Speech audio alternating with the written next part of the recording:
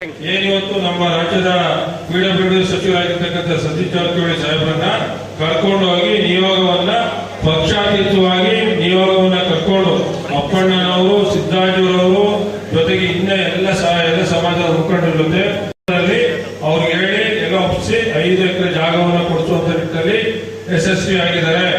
ಜೊತೆಗೆ ನಮ್ಮ ಮೈಸೂರಿನ ಜಿಲ್ಲಾಧಿಕಾರಿ ಕಚೇರಿಯಲ್ಲಿ ಮಹರ್ಷಿ ವಾಲ್ಮೀಕಿರವರ ಪುತ್ಥಳಿಯನ್ನ ಒಂದು ಸ್ಥಾಪನೆ ಮಾಡಲಿಕ್ಕೂ ಕೂಡ ಸಾಕಷ್ಟು ರೀತಿಯಲ್ಲಿ ದೊಡ್ಡ ಮಟ್ಟದ ಒಂದು ಹೋರಾಟಕ್ಕೆ ಎಲ್ಲ ರೀತಿಯಾಗಿ ಅವರು ಜೊತೆಗೂಡಿ ಇವತ್ತು ಯಶಸ್ವಿ ಆಗಿದ್ದಾರೆ. 1.5 ಕೋಟಿಯ ವೆಚ್ಚದಲ್ಲಿ ಇವತ್ತು ನಮ್ಮ DC ಕಚೇರಿಯ ಮುಂದೆ ವಾಲ್ಮೀಕಿ ಪುತ್ಥಳಿಯನ್ನ ಮಾಡಿಸೋದಕ್ಕೆ ಸಾಕಷ್ಟು ರೀತಿಯಲ್ಲಿ ಹೋರಾಟವನ್ನು ಮಾಡಿರ್ತಕ್ಕಂಥದ್ದು. ಇದು ಯಾಕೆ? ಸಮಾಜದಲ್ಲಿ ಹುಟ್ಟಿದೀನಿ, ಸಮಾಜದಲ್ಲಿ ಹುಟ್ಟಿದ ಮೇಲೆ ನನ್ನ ಜವಾಬ್ದಾರಿ ಇದೆ, ಸಮಾಜಕ್ಕೆ ನಾನು ಏನಾದ್ರು ಕೊಡುಗೆಯನ್ನು ಕೊಡಬೇಕು, ಸಮಾಜವನ್ನು ಜೊತೆಗೆ ತೆಗೆದುಕೊಂಡು ಹೋಗ್ಬೇಕು, ಸಮಾಜವನ್ನು ಉಳಿಸಬೇಕು, ಬೆಳೆಸಬೇಕು ಅಂತಕ್ಕಂಥ ನಿಟ್ಟಿನಲ್ಲಿ ಅವ್ರಿಗೆ ಆಸೆ ಇರತಕ್ಕಂಥದ್ದು. ಅದನ್ನೇ ಚಿಕ್ಕವಾದ ಸಾಹೇಬರು ಅವ್ರಿಗೆ ಎಲ್ಲಾ ರೀತಿಯಾಗಿ ತಿಳುವಳಿಕೆಯನ್ನ ಕೂಡ ಕೊಟ್ಟಿರ್ತಕ್ಕಂಥದ್ದು.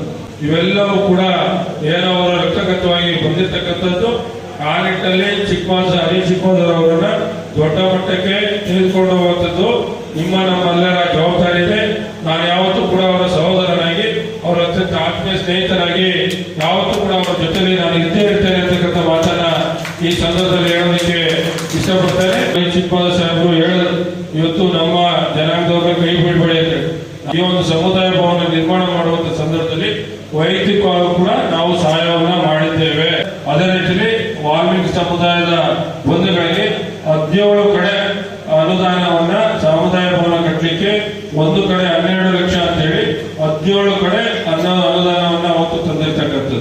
ಅದಾದ್ಮೇಲೆ ಈಗ ಪ್ರಸ್ತುತ 2023ರಲ್ಲಿ ನಿಮ್ಮೆಲ್ಲರ ಸಹಕಾರದಿಂದ ಆಶೀರ್ವಾದದಿಂದ ಗೆದ್ದ ಮೇಲೆ ಈ ಒಂದು ಕ್ಷೇತ್ರಕ್ಕೆ 14 ಕಡೆ ಮೊದಲ ಹಂತದಲ್ಲಿ 10 ಕಡೆ 10 ಹಳ್ಳಿಗಳಿಗೆ ತಲಾ 20 ಲಕ್ಷ ಅಂತ ಹೇಳಿ 2 ಕೋಟಿ ಅನುದಾನವನ್ನ ಈಗಾಗಲೇ ಮೊದಲ ಹಂತದಲ್ಲಿ ಬಿಡುಗಡೆ ಮಾಡಿಸಿದ್ವಿ.